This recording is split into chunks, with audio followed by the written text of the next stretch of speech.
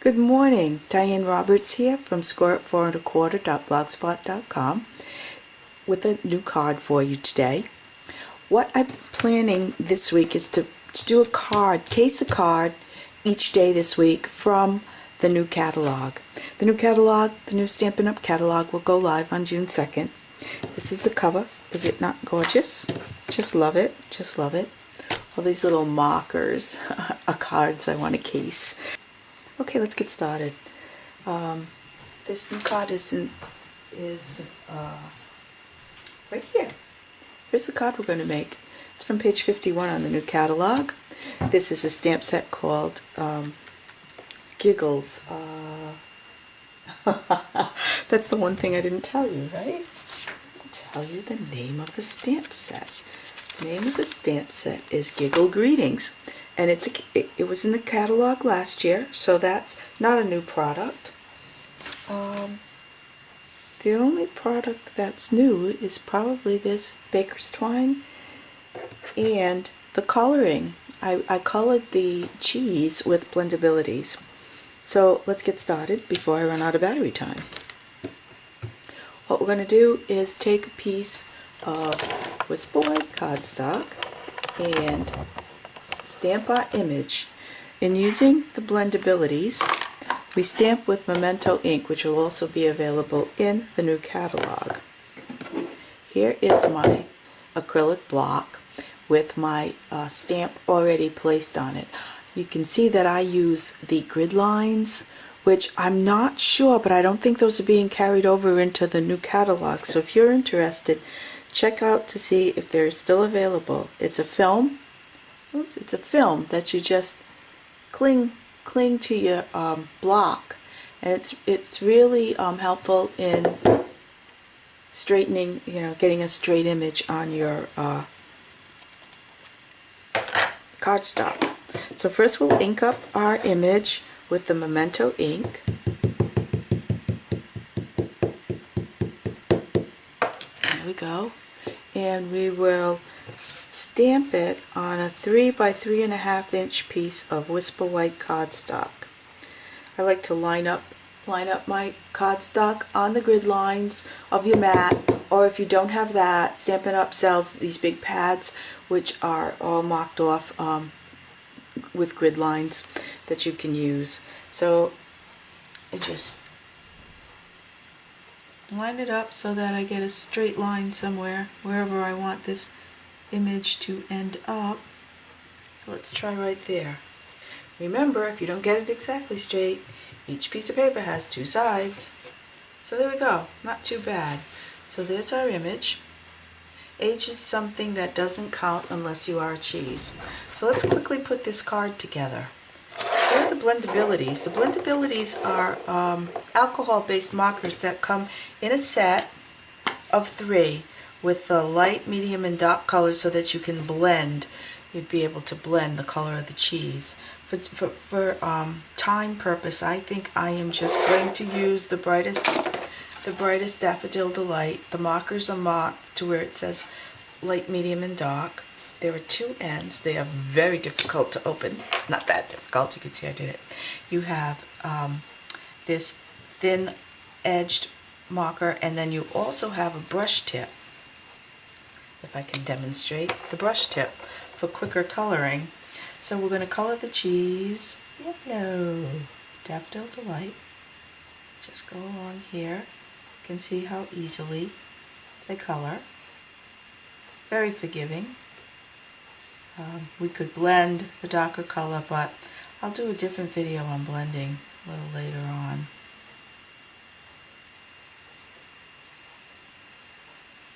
So if you enjoy coloring, this is just so fun.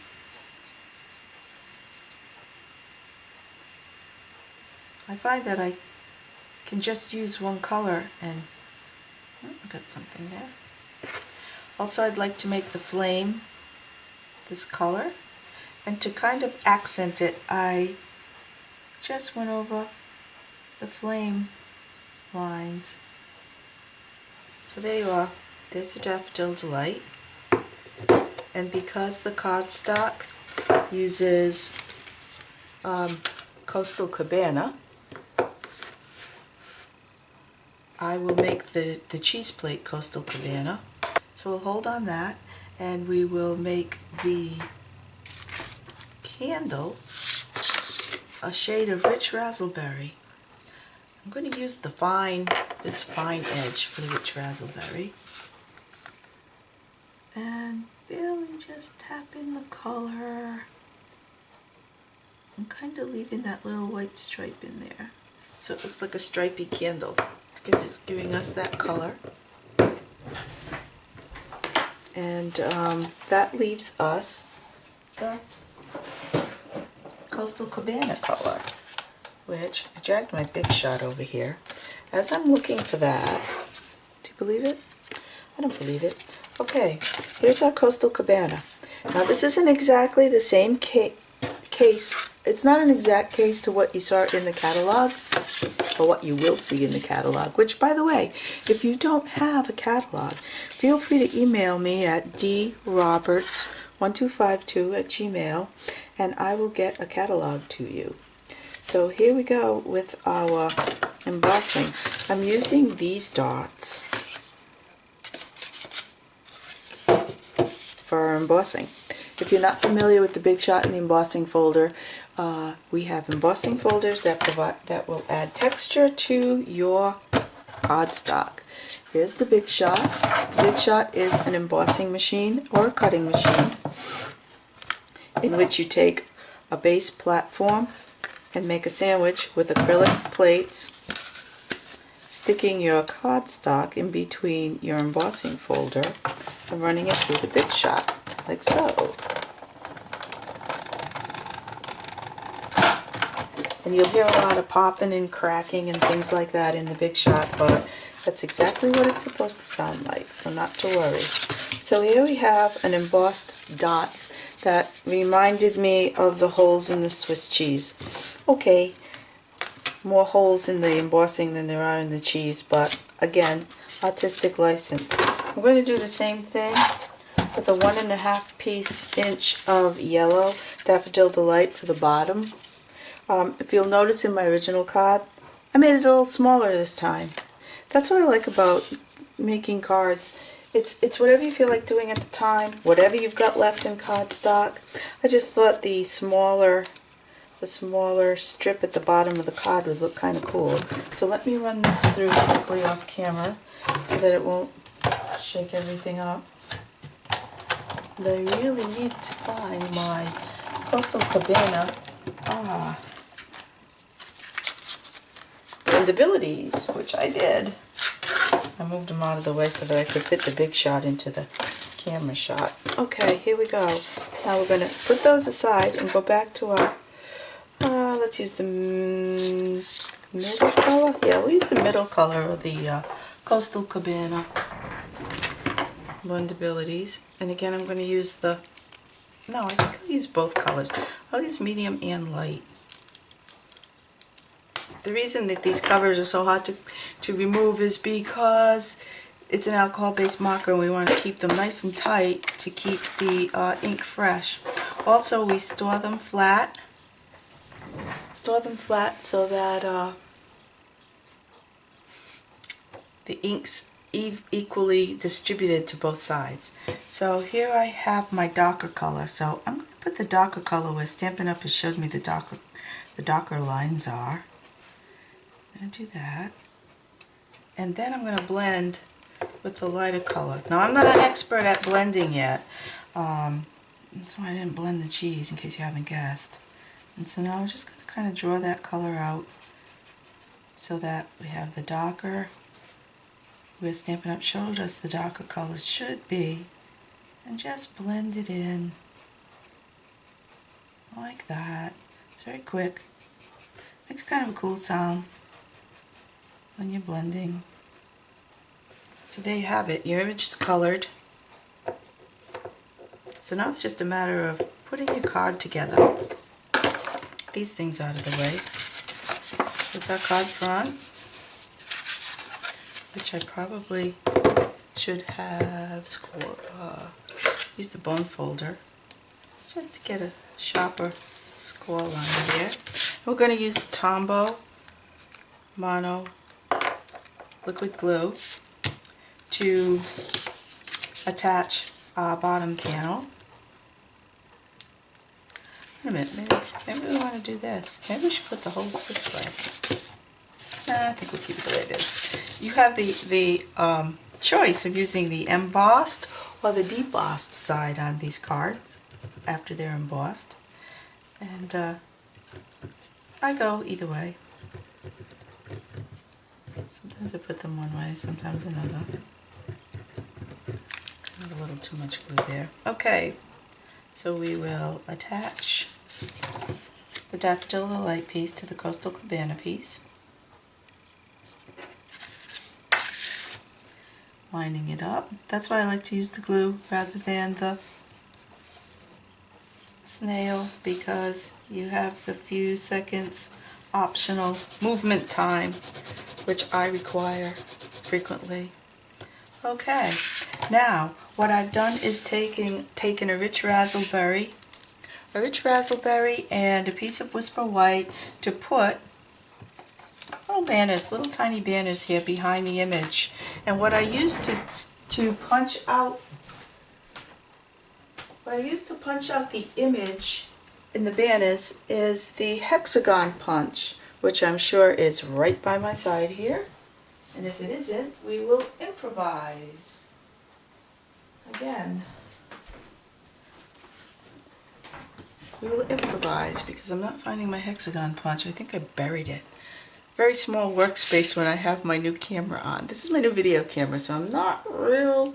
Oh, I think I found it. I thought I was going to film in another location and I didn't, so here it is. Hexagon punch, strip. To make it a little banner, all you need to do is put the center of the point on one of the edges of the strip into the hexagon punch and punch it. Then you have a cute little banner. We're going to do the same thing with the white. I hope you can see this. Here we go. Okay, just put it into the center. I'm centering it because I'm working at an angle here. Okay, well, that's not too good. So when it's not too good, see, I always cut them longer so that I can go back in and adjust. That's a little better. Okay, so now we're just going to glue these on as well, wherever it is we want them. I always cut bigger and trim because I make a lot of mistakes. That's one reason. And sometimes I change my mind as to where the placement will be. And if it's too short, it's too short. But if it's long, you can always cut off what you don't need. I think we'll put this right about here. There we go. And then same thing with the white. Making it a little bit shorter, like so. As you can see, I didn't even use the same size strips as I did in my original card because I wanted to go with a little more rich raspberry in with this color combination.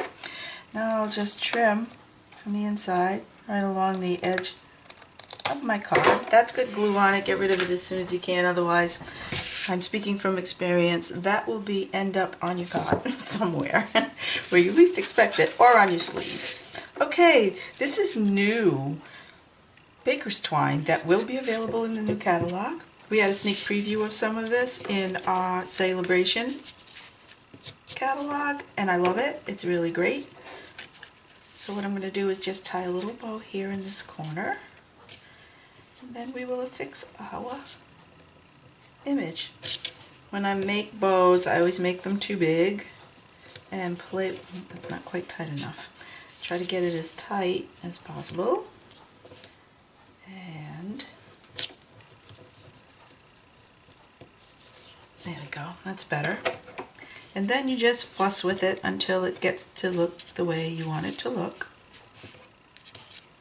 It's not too bad. Let's cut this down a bit. Alright, then I trim. A little bow. Still have time to fuss. And if you want it to sit a particular way exactly, you can always put a glue dot behind the knot. Sometimes I do, sometimes I don't. Now for our image, I'm going to use some dimensionals. You cannot be without dimensionals. As you can see, with the blendabilities, the ink goes right through to the other side. It's supposed to do that. We want it to do that. It's a nice rich image. Okay, put our blendabilities on in the corners. Get these off. And we will place this on our card. And we will be done. A cute, quick birthday card for one of your friends. And let's place it right about here.